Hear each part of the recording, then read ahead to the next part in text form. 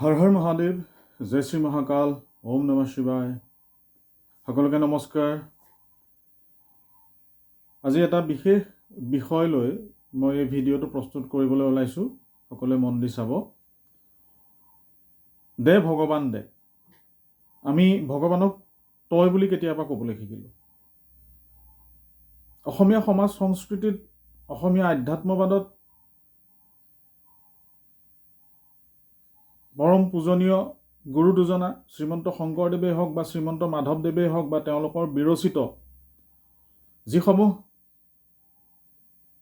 মহান গ্ৰন্থ আছে, কীৰ্তন, ঘোষা, গুণমালা, দশম বা আন নালাগে অসমীয়া বৈষ্ণৱবাদৰ বৈষ্ণৱ তত্ত্বৰ মূল গ্ৰন্থ ভাগৱত বা গীতা, এই গ্ৰন্থসমূহৰ ক'ৰবাত কোনোবা ভাষ্যকাৰে, কোনোবা ভাঙনি কৰোঁতাই ভগৱানক তই বুলি সম্বোধন কৰিছে নেকি?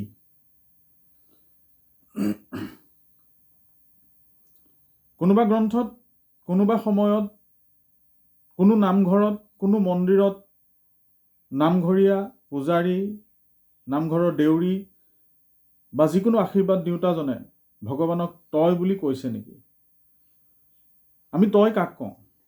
তই সাধাৰণতে তুচ্ছাৰ্থক অৰ্থত তই ব্যৱহাৰ হয়।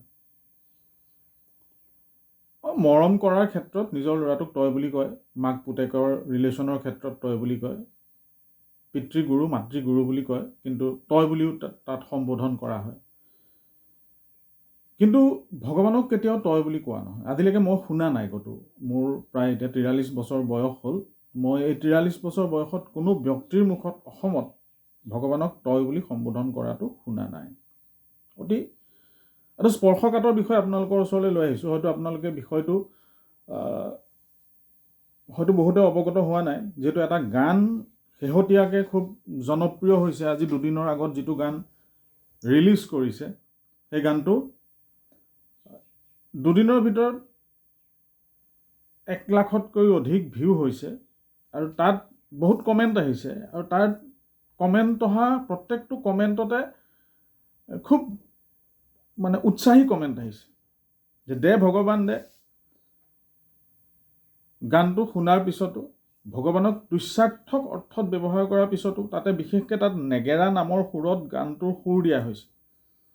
তাৰ পিছতো অসমীয়া সমাজে সেই গানটোক বহুত মৰম দিছে, বহুত আঁকোৱালি লৈছে। এটা কথা নমস্কাৰ জনাই কৈছোঁ, হাতযোৰ কৰি কৈছোঁ, অসমবাসীক কৈছোঁ, ভাৰতবাসীক কৈছোঁ, শিল্পীসকলক কৈছোঁ, সাংস্কৃতিক জগতৰ লগত জড়িত প্ৰত্যেক কলা কুশলীক কৈছোঁ, চিনেমা জগতৰ লগত জড়িত প্ৰত্যেক কলা কুশলীক কৈছোঁ যে আমি কোনো কাৰণে অসমীয়া চিনেমাৰ ক্ষতি হোৱাটো নিবিচাৰোঁ। অৰ্থাৎ অসমীয়া চিনেমা জগতৰ ক্ষতি হোৱাটো নিবিচাৰোঁ দেই। অসমীয়া ফিল্ম ইণ্ডাষ্ট্ৰিটো আগবাঢ়ি যাওক, তাৰে কামনা কৰোঁ, সদায় তাৰে কামনা কৰোঁ। চিনেমা চাওঁ, চিনেমা চাই ভাল লাগে। হলত চাব নোৱাৰিলেও মই মোবাইলত হ'লেও অসমীয়া চিনেমা প্ৰায় চাওঁ। শেহতীয়াকৈ মই ৰঘুপতিখন হলত চাইছোঁ, যিহেতু অসমীয়া ফিল্ম ইণ্ডাষ্ট্ৰি যাতে আগবাঢ়ি যাওক। মই ৰাঘৱ চাইছোঁ, ফিল্ম ইণ্ডাষ্ট্ৰি আগবাঢ়ি যাওক, এই অৰ্থত মই অসমীয়া চিনেমা চাওঁ বা মই আনকো উৎসাহিত কৰোঁ যে অসমীয়া চিনেমা চাওঁ। কিয়? যে অসমীয়া চিনেমা চলিলে অসমীয়া চিনেমা উদ্যোগ বাঢ়িব আৰু তাৰ লগত জড়িত হাজাৰটা পৰিয়াল চলিব পাৰিব। হাজাৰধিক পৰিয়াল তাৰ জৰিয়তে চলিব পাৰিব আৰু নতুন নতুন কলা কুশলী, নতুন নতুন শিল্পীৰ জন্ম হ'ব, নতুন নতুন সাংস্কৃতিক কৰ্মীৰ জন্ম হ'ব। সেই শিল্পীসকলে, সেই অভিনেতাসকলে, সেই গায়কসকলে অনাগত দিনক অসমক ৰিপ্ৰেজেণ্ট কৰি ভাৰতত বা ভাৰতৰ বাহিৰত প্ৰতিনিধিত্ব কৰিব পাৰিব। যি ধৰণে আজি অলপ দিনৰ আগতে অংগৰাগ মহন্ত পাপনে এটা গীত পৰিৱেশন কৰিছিলে বাহিৰত, সেইটো আমেৰিকাত তাক ডিছপ্লে কৰা হৈছিলে। আমেৰিকাৰ টাউনৰ মাজত সেই গানটো বজোৱা হৈছিলে এগৰাকী আন্তঃৰাষ্ট্ৰীয় শিল্পীৰ লগত যিটো গান গাইছিলে। It's a very proud moment for us, we are proud for them. সেইটো হওক যে অসমৰ শিল্পী সত্তাক বাহিৰত চিনি পাওক, অসমৰ সংস্কৃতিক বাহিৰত চিনি পাওক। আৰু পাপনে সেই কামটো কৰিব পাৰিলে যে অসমৰ সংস্কৃতিক বাহিৰত ৰিপ্ৰেজেণ্ট কৰাব পাৰিলে যে we have a very enlighten culture. যদি এইটো এটা খুব ভাল কথা, খুব সৌভাগ্যৰ বিষয়।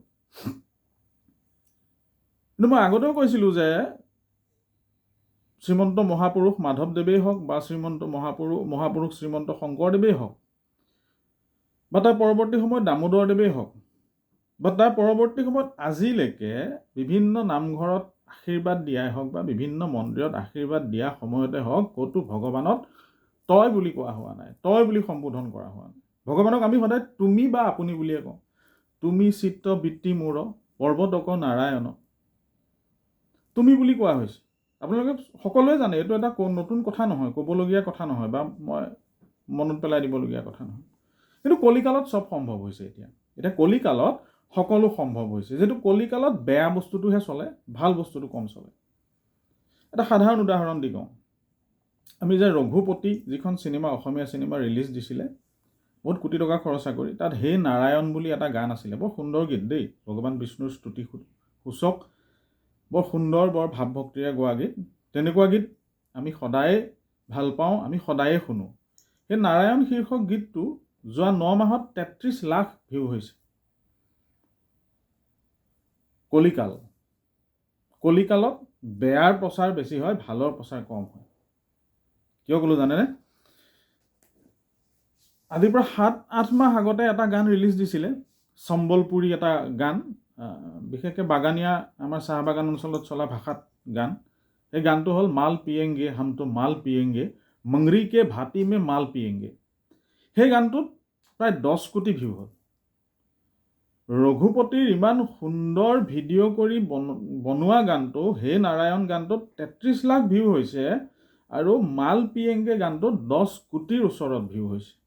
আৰু মাল পিয়েংগে যিটো গানটোৰ ভিডিঅ' আপোনালোকে চাব, ফাল্টু ৱৰ্ষ্ট ভিডিঅ' এটা, অতি কম খৰচত কৰা এটা ভিডিঅ' যিটোত 10 কোটি ভিউ হৈছে। গতিকে মাল পিয়েংগে হাম তো মাল পিয়েংগে এই গানটো বেছি চলিছে, কিন্তু হে নাৰায়ণ সেই গানটো 33 লাখ চলিছে, আৰু মাল পিয়েংগে 10 কোটিৰ ওচৰত চলিছে। সেইটো কলিকাল। গতিকে কলিকালত কি হয়,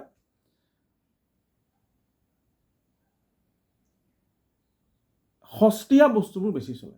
সেইকাৰণেই প্ৰডিউচাৰে হওক বা ডাইৰেক্টৰেই হওক বা লিৰিকিষ্টেই হওক বা মিউজিচিয়ানেই হওক, কিছুমান দেই, সকলো কথা কোৱা নাই, কিছুমান তেওঁলোকে ভাবে যে সস্তীয়া বস্তু বনালে চলিব, আৰু সেইকাৰণে আমি সস্তীয়া বস্তু বনাওঁ। মই কৈছোঁ যে বিদুৰভাই শীৰ্ষক এখন ৱেব ছিৰিজ বহুত চলিলে দেই, খুব ভাল চলিলে, মনোৰঞ্জনধৰ্মী এণ্টাৰটেইনিং ৱেব ছিৰিজ আছিলে। 5টা নে 6টা খণ্ড আছিলে, ৰাইজে বহুত মৰম দিলে, আমিও চাইছোঁ।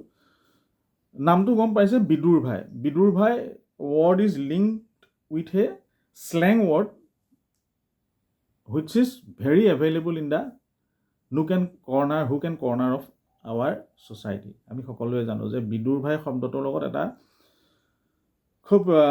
এটা খুব স্লেং শব্দ এটা জড়িত হৈ আছে। গতিকে নামটো শুনি আপোনালোকে বুজি পাইছেই, আৰু খুব এণ্টাৰটেইনিং আছিলে, মনোৰঞ্জনধৰ্মী চিনেমা আছিলে, ভাল আছিলে, চাই আপুনি হাঁহিব পাৰে। কিন্তু শিক্ষা বুলি ক'বলৈ বিশেষ একো শিক্ষা তাত নাছিলে। এটা মৰেল অফ দা যদি বিদুৰভাই বুলি সোধে, আপুনি ক'ব লাগিব যে যদি চাই তেতিয়াহ'লে, বা যিসকলে চাইছে তেওঁলোকে মৰেল অফ বিদুৰভাই কিনো বুলি ক'লে, যে একেৰাতিৰ ভিতৰত ধনী হ'বলৈ যদি মন আছে, তুমি লোকৰ বাৰীৰ সাঁচি চুৰ কৰা। That is the Morrell of Bidurbhai. That may be explain, মানে সাধাৰণ মানুহে সেইটোৱে চাব, সাধাৰণ দৰ্শকে সেইটোৱে চাব যে লোকৰ বাৰীৰ সাঁচি চুৰ কৰি একেৰাতিত ধনী হ'ব পাৰা। মই বিতৰ্ক কৰা নাই দেই, কণ্ট্ৰভাৰ্চি কৰা নাই। মই আকৌ এবাৰ কৈছোঁ যে অসমীয়া চিনেমা, অসমীয়া ফিল্ম ইণ্ডাষ্ট্ৰী আগুৱাই যাওক। তাৰ কাৰণে যদি কিবা কৰিব লগা আছে, ময়ো কৰিম, বা আমি কৰিম, আমিও কৰিবলৈ সাজু আছোঁ, আমিও কৰিবলৈ কৰিছোঁৱে না। চিনেমা চাইছোঁতো, চিনেমা হলত গৈ চিনেমা চাইছোঁ, তাতকৈ আৰু কি কৰিব পাৰোঁ? আমি দৰ্শক হিচাপে চিনেমা চাব পাৰোঁ, ভালটোক ভাল বুলি ক'ব পাৰোঁ, বেয়াটোকতো বেয়া বুলি ক'মেই। কাৰণ গানটো কি, যে দে ভগৱান দে।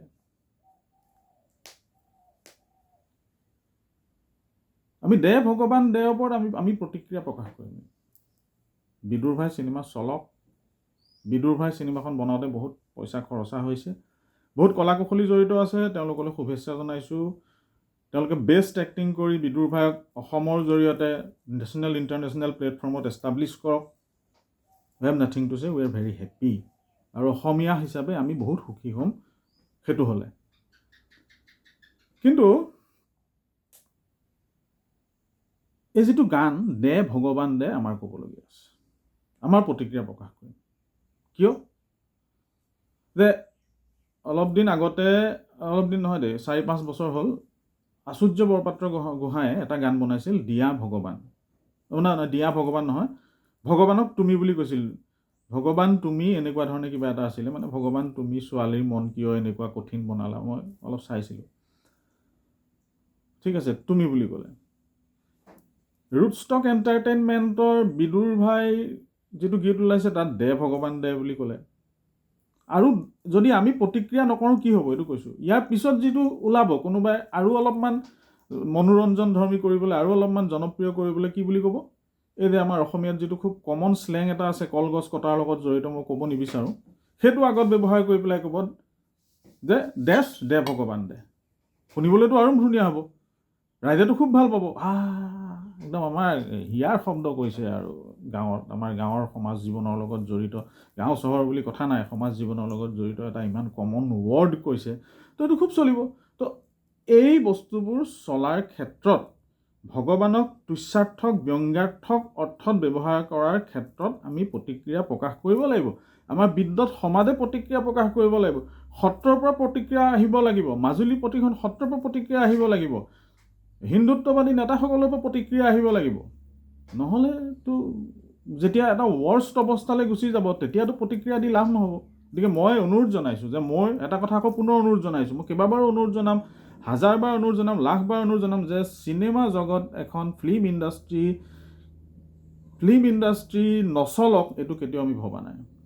ফিল্ম ইণ্ডাষ্ট্ৰী চলক আমি ভাবিছোঁ, কিন্তু চিধা কথা এইটোৱে যে দে ভগৱান দে, ভগৱানক তই শব্দত নহ'ব। মই লিৰিক্সটো আপোনাক কৈ দিছোঁ।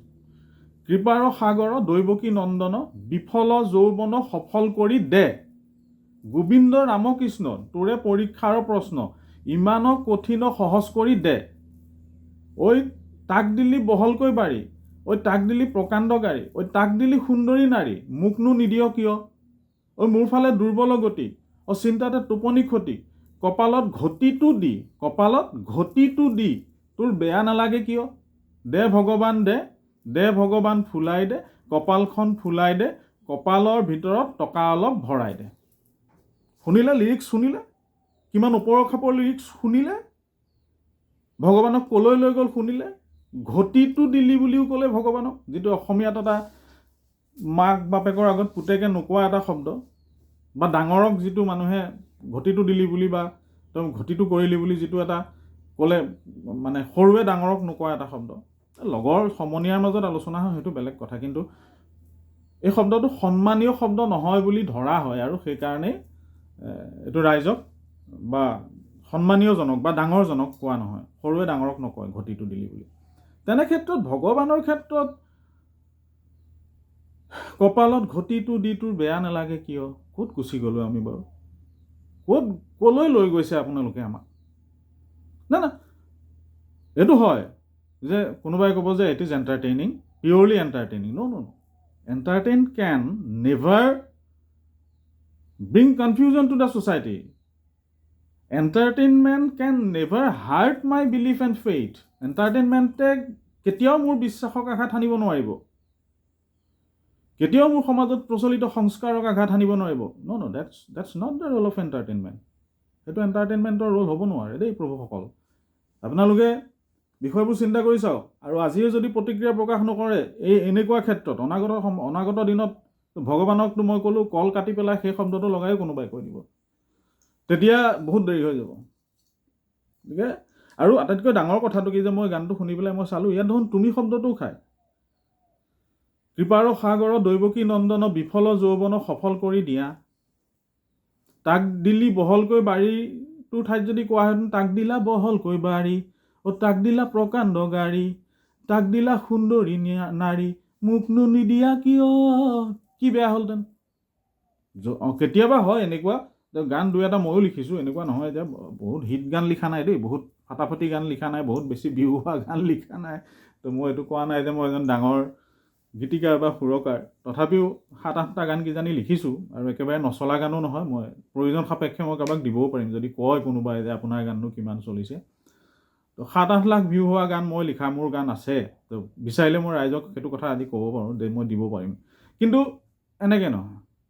তো গান লিখোঁতে যদি মিলে খাপ খায় তো ভগৱানক কিয় তুচ্ছাৰ্থক কৰা হৈছে, কিয় ব্যংগাৰ্থক ঘটিটো কিয় দিলি বুলি ভগৱানক কোৱা হৈছে। তাক দিলি বহলকৈ বাৰীৰ ঠাইত, তাক দিলা বহলকৈ বাৰীটো সুন্দৰকৈ মিলিলেহেঁতেন। তো কি মানে এইটো কি মানসিকতা আমি গ্ৰ' কৰিছোঁ? This is not good, this is not fair at all. এইটো ভাল নহয়, দিছ ইজ নট একচেপ্টেবল, এইটো আমি একচেপ্ট কৰিব নোৱাৰোঁ। আৰু নেগেৰা নামৰ সুৰত বনাইছে, কৃপাৰ সাগৰত দৈৱকী নন্দনক টানি আনিছে, বিফল গোবিন্দ ৰামকৃষ্ণক টানি অনা হৈছে। গতিকে গুণমালা, কীৰ্তন, দশম, ভাগৱত, ভক্তি ৰত্নাৱলী, কোনো বৰগীতত বা কোনো লোকগীততে হওক, কিছুমান লোকগীতত ভগৱানৰ কথা উল্লেখ আছে, বিহুতো ভগৱানৰ কথা উল্লেখ আছে, বিহুগীতত, বনগীততো ভগৱানৰ কথা উল্লেখ আছে। তাত কিন্তু ক'তো তয় শব্দ ব্যৱহাৰ হোৱা নাই। গতিকে আমি ইয়াৰ প্ৰতিক্ৰিয়া প্ৰকাশ কৰিছোঁ। এনেকুৱা নকৰিবলৈ, আমি অনাগত দিনত এনেকুৱা নকৰিবলৈ শৈৱ মহাসংঘৰ তৰফৰ পৰা আমি আহ্বান জনাইছোঁ, অনুৰোধ জনাইছোঁ, যাতে অসমৰ সমাজ জীৱনক, অসমৰ ধৰ্মৰ আৰু আধ্যাত্ম ক্ষেত্ৰখনক আপোনালোকে তুচ্ছ তাচ্ছিল্য নকৰিব। কেৱল জনপ্ৰিয়তা অৰ্জনৰ স্বাৰ্থত, কেৱল ৰাইজৰ মাজলৈ এটা বস্তু লৈ যোৱাৰ স্বাৰ্থত, সস্তীয়া জনপ্ৰিয়তা অৰ্জনৰ ক্ষেত্ৰত এনেধৰণৰ কাম নকৰিব। আমি দুখ পাওঁ। ক'ব পাৰে যে গানটোতো বহুত চলিছে, গান চলিব, এতিয়ালৈকে এইটো কথা ভবাই নাছিলে, মানুহে ভবাই নাই যে দে ভগৱান দে। যে তাত কমেণ্ট কৰা আটাইকেইজন মানুহে কিন্তু ভগৱানক মানে, আকৌ সেইটো কথাও ক'লোঁ। তাত 1000-1200 কমেণ্ট আহিছে, সেই 1000-1200 কমেণ্ট কৰা প্ৰত্যেকজন মানুহে ভগৱানক ভাবে। তেওঁ সেইটো কথা ভবাই নাই যে মোৰ ভগৱানক তই বুলি কৈছে, তইটো অসমীয়া সমাজে কেনেকুৱা অৰ্থত ব্যৱহাৰ কৰে। ভগৱানক তেনেকুৱা নকৰিব, আমি দুখ পাওঁ। আৰু এটা গুৰুত্বপূৰ্ণ কথা, যে আমি বৰ উদাৰ, আমি বৰ সৰল সহজ মানুহ, সহজ সৰল মানুহ, আমি সনাতনী ধৰ্মৰ মানুহখিনি আমি বহুত উদাৰ। আমিয়ে মোগলক ইয়ালৈ মাতি দিয়া নিচিনা হ'ল, আমিয়ে ইয়ালৈ ইংৰাজক থাকিবলৈ দিয়া নিচিনা হ'ল, আমিয়ে গোলাম হৈ থাকিলোঁ। গতিকে এইটো এটা খুব শক্তিশালী উদাৰ জাতি, যাৰ উদাৰতাৰ ফলত বহুখিনি বছৰ এই ভাৰতবৰ্ষই গোলামী সহিবলগীয়া হ'ল। এই গীতটো যদি, এনেকুৱা এটা গীত যদি আজি আমাৰ শাক্ত বৈষ্ণৱ সৌৰ শৈৱ গাণপত্যক বিশ্বাস নকৰা অন্য ধৰ্মত যদি এনেকুৱা এটা গীত আপোনালোকে লিখিব যদি পাৰে, তাক যদি সেনেকুৱা এটা গীতত যদি ঘটি শব্দ ব্যৱহাৰ কৰিব পাৰে, অন্য ধৰ্মৰ দেই, বুজি পাইছে নহয়, মই নকওঁ এইবিলাক, ক'বলৈ ভাল নালাগে, সকলোৱে বুজি পাই যায়। অন্য ধৰ্মৰ গীতত যদি ঘটি শব্দ ব্যৱহাৰ কৰিব পাৰে, অন্য ধৰ্মৰ গীতত যদি ভগৱানক তুচ্ছ তাচ্ছিল্য কৰি তয় শব্দ ব্যৱহাৰ কৰি এটা গান লিখি যদি আপুনি উলিয়াই দিব পাৰে, তেতিয়াহ'লে SUV, SUV, আপোনাৰ I don't know' your full name, SUV বুলি আছে। Who is SUV? That is not known to me. I am not interested at all to know, because after listening the song, I am totally disappointed to know about SUV. Who is SUV? Okay. তো যদি mister SUV, আপোনাক মই challenge কৰিছোঁ, যদি আপুনি এনেকুৱা ধৰণৰ এটা তুচ্ছ তাচ্ছিল্যাৰ্থক ঘটি ফটি এইবিলাক শব্দ লগাই যদি আপুনি এটা অন্য ধৰ্মৰ গান লিখি উলিয়াই দিয়ক, আৰু আপুনি কুশলে থাকক, তাৰপিছত আপোনাৰ স্বাস্থ্য পাতি কুশলে থাকক, তাৰপিছত যদি পাৰে কৰক, দেই, কিন্তু নোৱাৰে আপুনি। যদি আপুনি সেইটো কৰে, আপোনাৰ চিনেমাটো বাদ দিয়কহে, আপোনাৰ দেহা হাড় এডালো নাথাকিব। এনেকুৱা এটা সমস্যা হয়তো আহিব। বেলেগ ধৰ্মৰ কথা কৈ আছোঁ, কিন্তু আমাৰ ধৰ্মৰ কথা কোৱা নাই। আমাৰ ধৰ্মৰ মানুহ বহুত সহজ সৰল। আমাৰ ধৰ্মৰ মানুহে এইটো একদম জুই, আপোনাৰ কমেণ্ট একদম ফালি গৈছে, জুই হৈছে গান, ৱেটিং, আমি ৰৈ আছোঁ, কেতিয়া আহিব এইটো গান, তেনেকুৱা কমেণ্ট আহিছে। সেইটো বেলেগ ধৰ্মত বা বেলেগ মজহবত দাদা নহ'লেহেঁতেন। গতিকে আমি তেনেকুৱাই, কিন্তু প্ৰতিক্ৰিয়াটো প্ৰকাশ কৰিব লাগিব, যে এনেকুৱা গান যাতে ভৱিষ্যতে নোলায়, তাৰ এটা প্ৰতিক্ৰিয়া দিব পৰা এটা শক্তি থাকিব লাগিব, মাত মতাৰ এটা এজেঞ্চি থাকিব লাগিব। মনে মনে বহি থাকিলে নহ'ব। যে এইটো বেয়া হৈছে, এইটো বন্ধ কৰিব লাগে বুলি নকওঁ দেই, গান বন্ধ কৰিব লাগে, চিনেমা বন্ধ কৰিব লাগে, ইছৰাম, এইবোৰ কথা আমি ভুলতো নকওঁ। এইবোৰ কথা আমি তেনেই নিমিত্ত মাত্ৰ, আমি সৰু মানুহ, আমাৰ মুখৰ পৰা সেইবোৰ শব্দ নোলায়, আমি নকওঁ। কিন্তু কথা এইটো যে এনেকুৱা বস্তু ভৱিষ্যতে আহিব নালাগে। সস্তীয়া জনপ্ৰিয়তাৰ স্বাৰ্থত আপুনি মোৰ বিশ্বাসত আঘাত সানিব নোৱাৰিব। সস্তীয়া জনপ্ৰিয়তাৰ স্বাৰ্থত এটা গান পপুলাৰ কৰাৰ স্বাৰ্থত আপুনি মোৰ বিশ্বাসক, মোৰ পৰম আৰাধ্যক তই বুলি ক'ব নোৱাৰিব। আপোনাৰ কিছুতো ইয়াৰ ওপৰত এটা ভাল ধাৰাই লাগে, বহুকেইটা ধাৰাই লাগে। কাৰণ আপুনি দে ভগৱান দে বুলি কৈ পেলাই ইয়াত ভগৱান বৰা বা ভগৱান কলিতা বা ভগৱান শৰ্মা, ভগৱান দাস নামৰ কোনো মানুহক আপুনি কোৱা নাই। যিহেতু আগতে কৈ লৈছে যে কৃপাৰ সাগৰ দৈৱকী নন্দন, বিফল যৌৱন সফল কৰি দে, গোবিন্দ ৰামকৃষ্ণ তোৰে পৰীক্ষাৰ প্ৰশ্ন ইমান কঠিন সহজ কৰি দে। ভগৱানকে কৈছে, এইটো চবেই গম পাব। খং এইটোতে আছে যে আপুনি সুৰকাৰ, আপুনি গীতিকাৰ, আপুনি লিৰিক্স লিখিছে, তাক দিলি বহলকৈ বাৰীৰ ঠাইত তাক দিলা বহলকৈ বাৰী কিয় নিদিলেহে? তাক দিলি প্ৰকাণ্ড গাড়ীৰ ঠাইত তাক দিলা প্ৰকাণ্ড গাড়ী বুলি কিয় নিদিলেহে? তাক দিলি সুন্দৰী নাৰীৰ ঠাইত তাক দিলা সুন্দৰী নাৰী নিদিলে কিয়হে? কলৈ লৈ যাব মানে আপোনালোকে আমাক কলৈ লৈ যাব? কি কৰিব? ঘোৰ কলিকাল হ'ল বুলিও কিন্তু কোনোবাই নিজৰ জনপ্ৰিয়তাৰ স্বাৰ্থত কিবা এটা কৰি দিব, আমি বহি থাকিম, নহ'ব। সেইটো হ'বলৈ দিয়া নহ'ব। ধৰ্মো ৰক্ষতি ৰক্ষিত, যি ধৰ্মক ৰক্ষা কৰিব ধৰ্মইহে তাক ৰক্ষা কৰিব। গতিকে এনেকৈ নহ'ব। আমাৰ এণ্টাৰটেইনিং বস্তুবিলাক বেছি চলে। মইতো ক'লোৱেই না আপোনালোকক আগতেও কৈ গ'ল যে ৰঘুপতি হে নাৰায়ণ গানটো এতিয়ালৈকে 33 লাখ ভিউ হৈছে, মালপিংগেটো 10 কোটিৰ ওচৰত ভিউ হৈছে। গতিকে কি মানে? হংসৰাজ ৰঘুবংশীয়ে হওক, কৈলাশ খেৰেই হওক বা অন্যান্য যিবিলাক ভজনকাৰ হওক, তেওঁলোকে ভগৱানক তই বুলি কৈছে নেকি? হি ইজ গড আমি ইংলিছত ক'ব পাৰোঁ। হে ভগৱান তোনে এছা কিয় কিয়া ক'ব পাৰোঁ। কিন্তু আমি অসমীয়াত কৈছোঁ নেকি হে ভগৱান তই এনেকুৱা কিয় কৰিলি? আৰে যাৰ সকলো সৰ্বহাৰা হৈ গৈছে, মই নিজে দেখিছোঁ। আগফালে পুতেকৰ ডেড বডি পৰি আছে, মাকে কান্দি কান্দি কৈছে ভগৱান তুমি কি কৰিলা? হে ভগৱান তুমি কি কৰিলা? নিজৰ পুতেকৰ মৃত শৰীৰ দেখি পেলাই ভগৱানক কৈছে হে ভগৱান তুমি এয়া কি কৰিলা? তাৰপিছত আপোনালোকে জনপ্ৰিয়তাৰ স্বাৰ্থতে এনেকুৱা কৰি দিব আৰু আমি এনজয় কৰিম তাক। দুখ লাগিছে দাদা। আপোনালোক জনা শুনা মানুহ, মই জানো আপুনি জনা শুনা মানুহ, আপুনি এডুকেটেড মানুহ, আপুনি কোন বিদ্যালয়ত পঢ়িছিলে, সেই বিদ্যালয়ে আপোনাক কি আধ্যাত্মিক শিক্ষা দিছিলে, ইটছ ন'ন টু মি, এইটো মই জানো।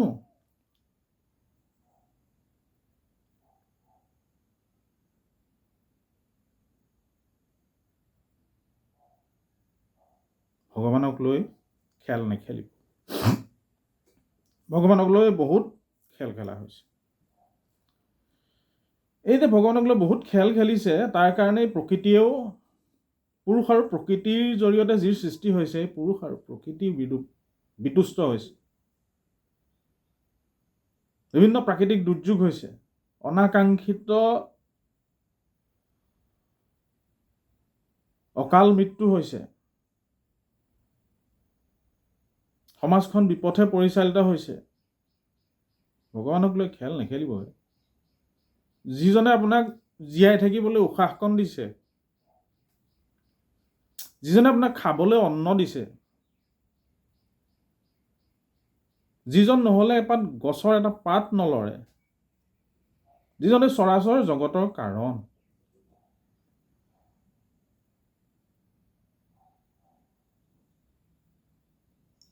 হয়তো আপুনি তেনেকৈ নাভাবিবও পাৰে দেই, কিন্তু অসমৰ 99.99% মানুহে সেইটো ভাবে।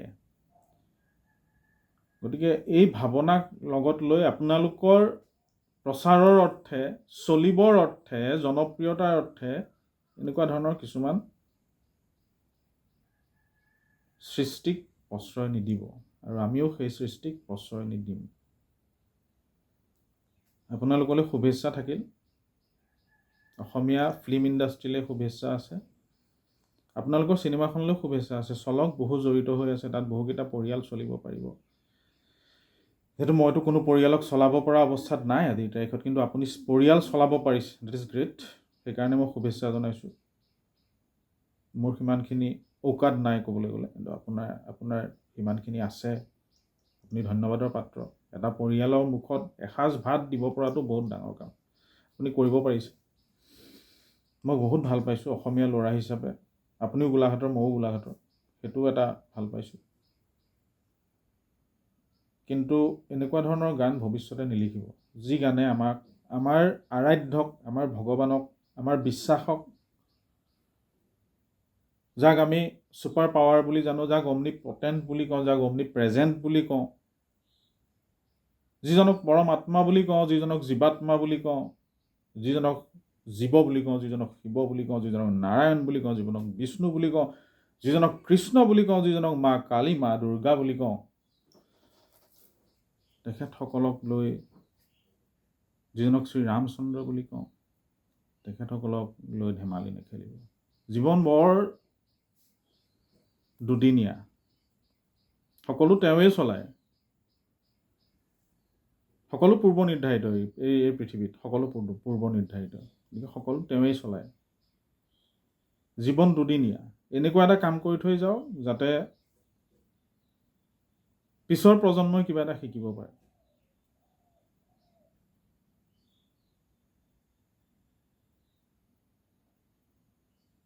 Drinking is injurious to health, smoking is injurious to health বুলি চিগাৰেট খোৱা, চিনেমাত মদ খুৱাই দেখুওৱা ইজ নট গুড। এইটো ভাল নহয়, শেষ কৰি দিছে সমাজখন। মদে সমাজ শেষ কৰি দিছে, ড্ৰাগছে সমাজ শেষ কৰি দিছে, ঘৰৰ মাটি বাৰী ভেঁচি ওজন হৈ গৈছে। এইবিলাক চিন্তা কৰিব হ'ল, বহুত দেৰি হৈ গ'ল। চিন্তা কৰিবলৈ এতিয়া নাই, বহুত দেৰি হৈ গ'ল। গতিকে সেইবোৰ চিন্তা কৰি আছে। চৰকাৰ আছে, ৰাজনীতি আছে, সমাজ আছে, অৰ্থনীতি আছে, ভক্তিবাদী, আধ্যাত্মবাদী, হিন্দুত্ববাদী, বিভিন্ন সংগঠন আছে, তেওঁলোকে চিন্তা কৰি আছে। আমি সৰু মানুহ, কিন্তু সৰু মানুহ হৈও এইটো কথা মই পুনৰবাৰ কৈছোঁ যে দে ভগৱান দে ইজ নট একচেপ্টেবল। আৰু অনাগত দিনত এনেকুৱা ভগৱানক তুচ্ছ তাচ্ছিল্য কৰি, ভগৱানক ব্যংগাত্মক ছাবষ্টেঞ্চ বনাই কোনেও যাতে গীত ৰচনা নকৰে, অনুৰোধ জনাইছোঁ।